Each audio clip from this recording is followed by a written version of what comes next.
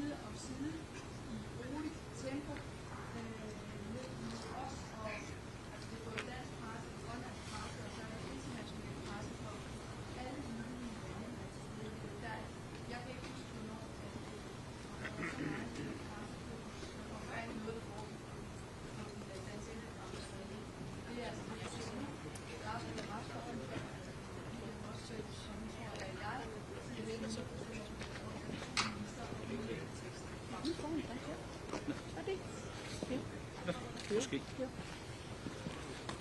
Okay.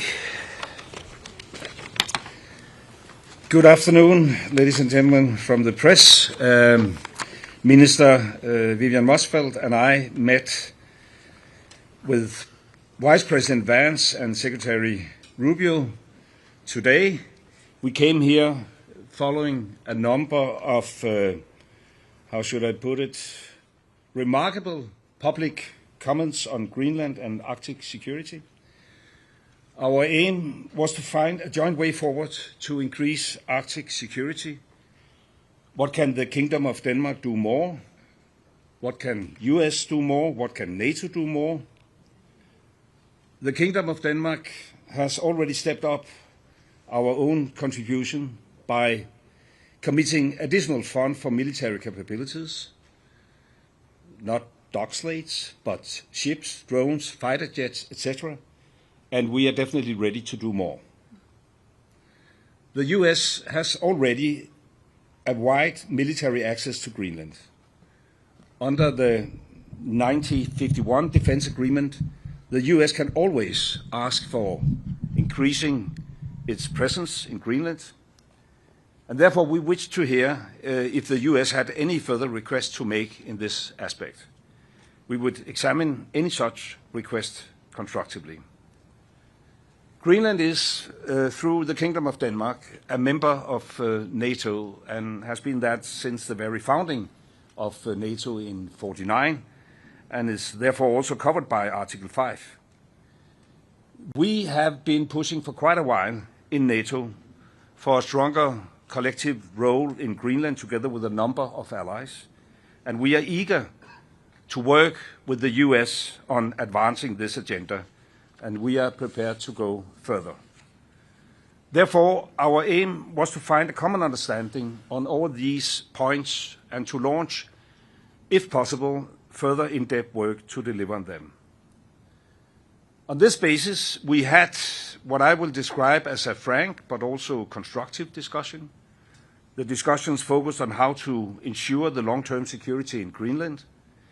And here our perspectives continue to differ, I must say. The President has made his view clear, and we have a different position. We, the Kingdom of Denmark, continue to believe that also the long-term security of Greenland can be ensured inside the current framework, the 1951 agreement on the defense of Greenland, as well as the NATO treaty.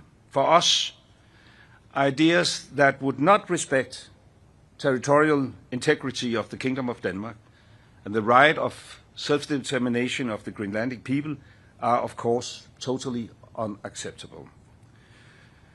And we therefore still have a fundamental disagreement, but we also agree to disagree. And therefore we will, however, continue to talk. We have decided to form a high-level working group to explore if we can find a common way forward.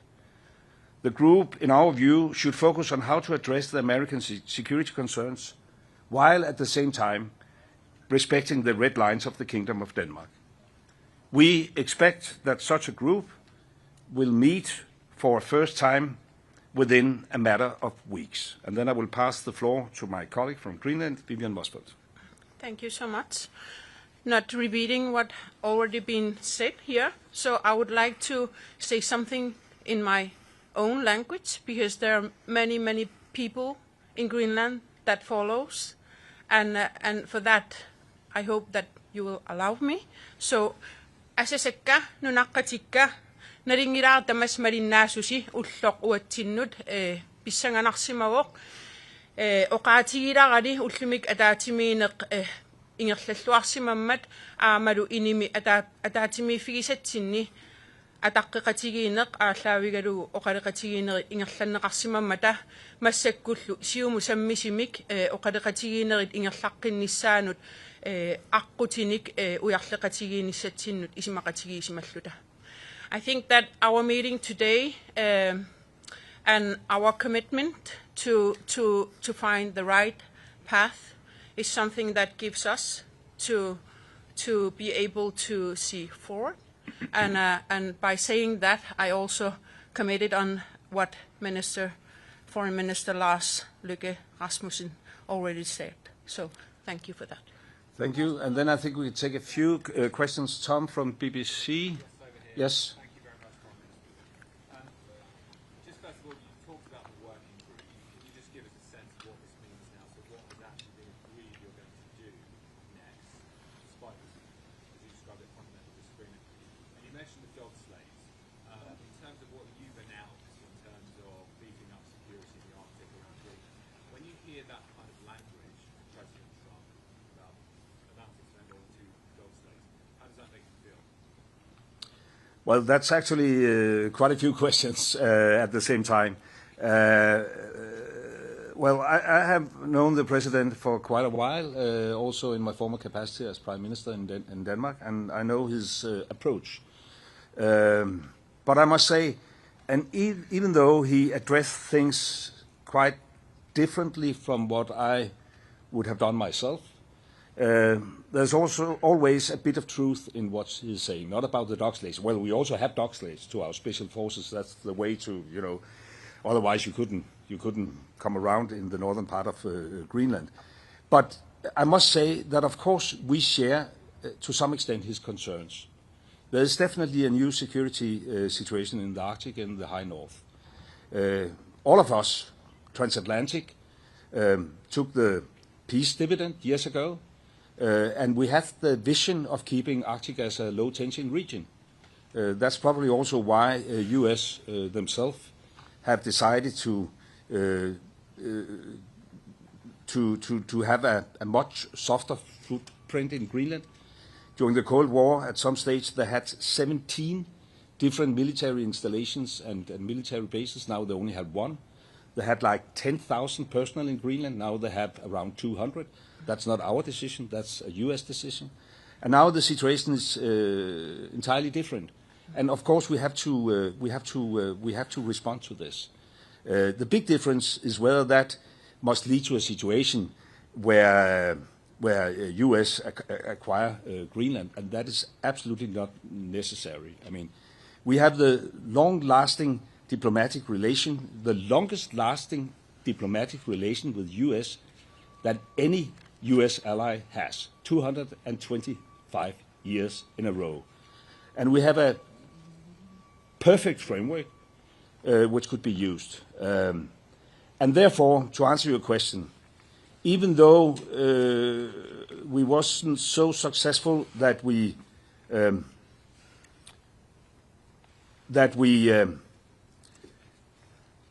reached, a conclusion where our American colleagues said, "Oh, sorry, it was a totally misunderstanding. We gave up on our ambitions." There's clearly a disagreement. We agreed that it makes sense to try to sit down on a high level to explore whether there is possibilities to accommodate the concerns of the president, while we at the same time respect the red lines of the Kingdom of Denmark. So this is the work we will start. Whether that is doable, I don't know. I hope, and I would like to express that it could take, down the temperature. We have now had like 13 months with this ongoing discussions in social media, and this is actually the very first time where we could sit down at a top political level to discuss it. And it was a great opportunity also for Vivian and I to go up against the narrative, because it is not a true narrative that we have, Chinese warships all around the place. According to our intelligence, we haven't had a Chinese warship in Greenland for a decade or so. So from that perspective, it was a very constructive meeting. As I said, frank discussion, among equal partners, and now at least we have to give it a try. Do you want to add anything? No, I think it's very important to say it again, that how important it is from our side to strengthen our cooperation with the United States, but that doesn't mean that we want to be owned by the United States, but as allies, how we can strengthen our cooperation, it's all our interest. Yes, Kim? Yeah, thank you very much. Of course, I would like to ask this question in Danish, but let me do it in English here. Yes. Because of our colleagues here. Do you see any compromise ahead of you? You said it a little bit. Could you elaborate a little on the possible compromise that there would be between the president's wish to acquire Greenland or have control of Greenland and the red lines that the Kingdom of Denmark has got right now?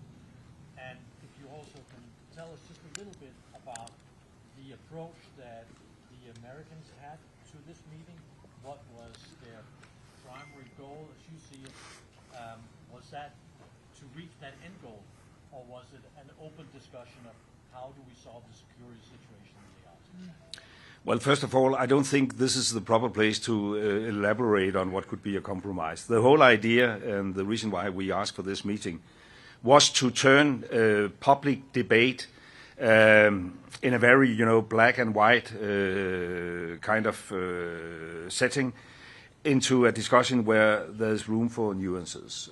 And therefore, I'm pleased, even though we do not agree whether this is doable, while we at the same time should respect the kingdom's red lines, at least it is productive to start discussions at a high level. And then we have to see whether we will be successful or not.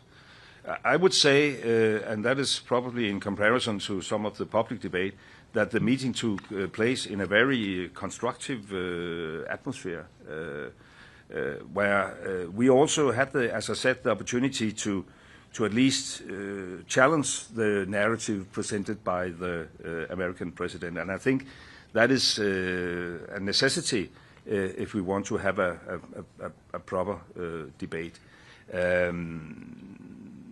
It was basically about security. I mean, and as I said, even though there's not an instant threat from China and Russia, at least not a threat we can't accommodate.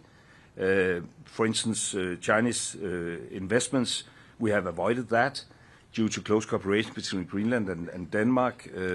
When you saw, like 10 years ago, the Belt and Road Initiative and the idea of Chinese investments in infrastructure in Greenland, we avoided that.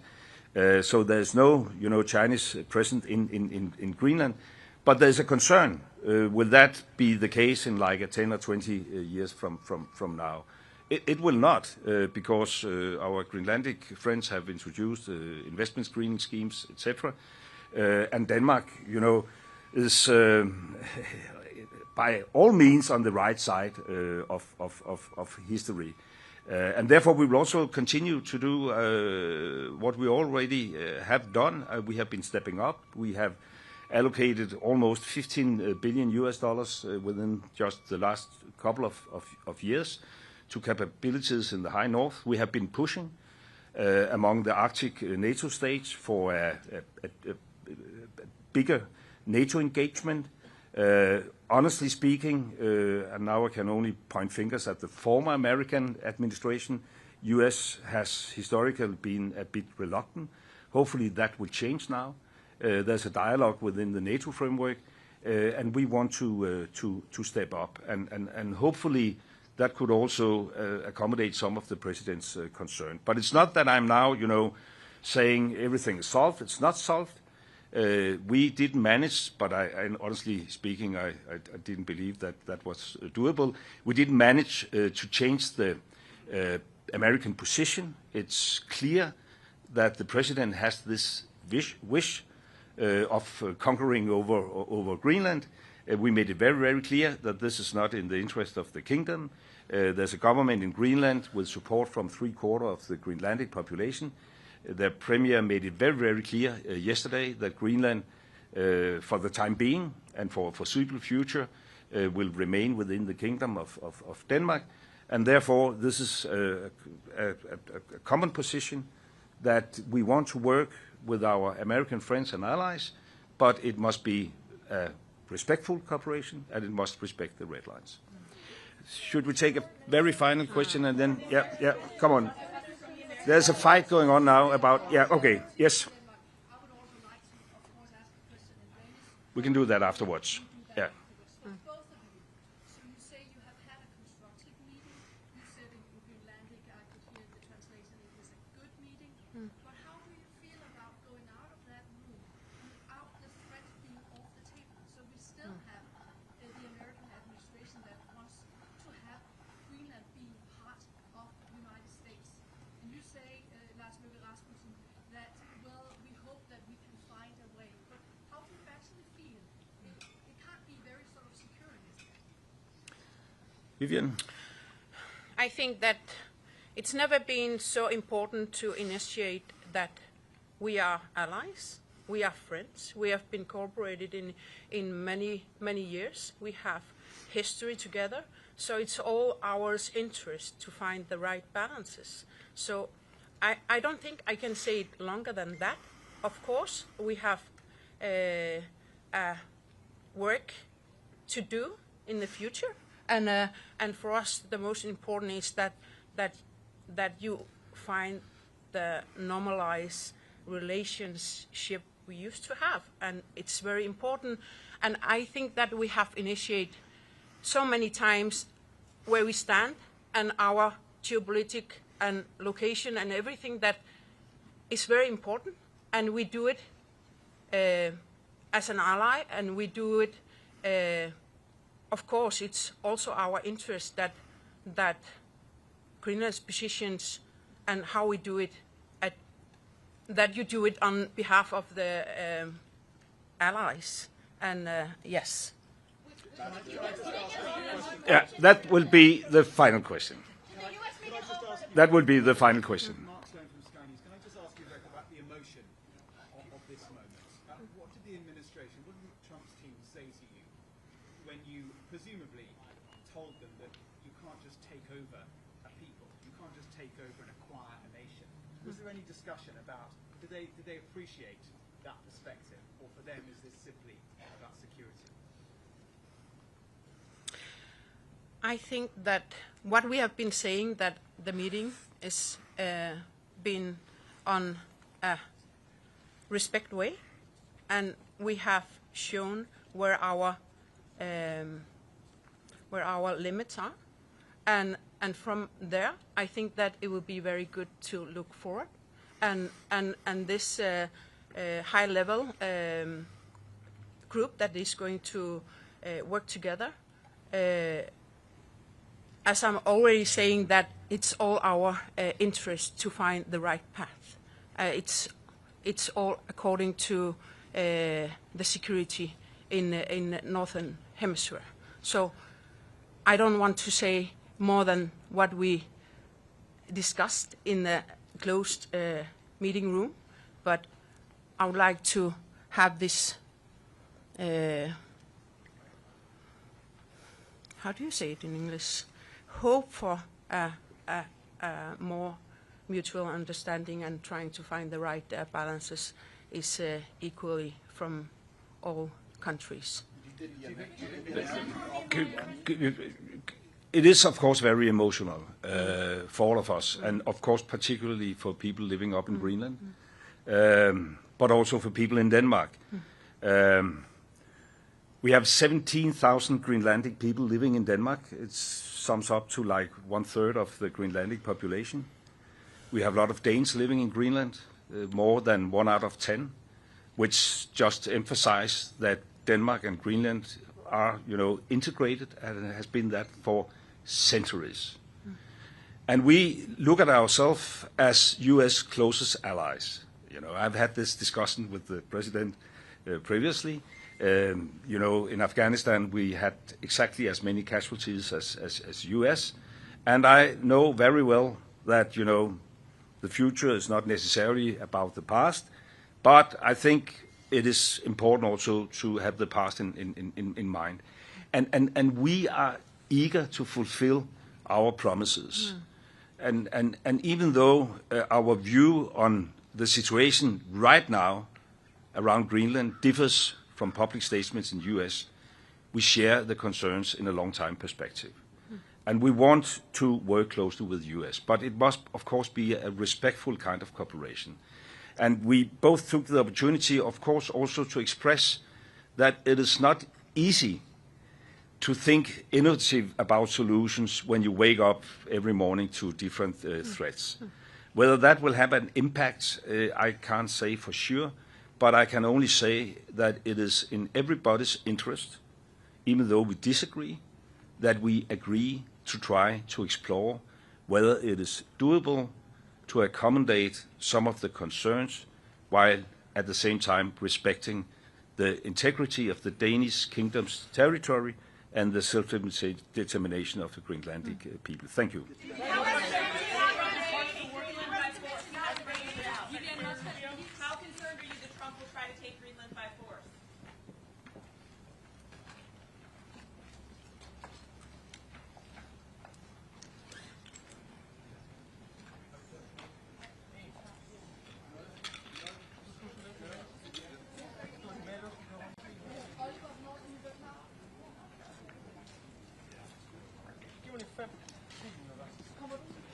Jeg lover, jeg kommer ud.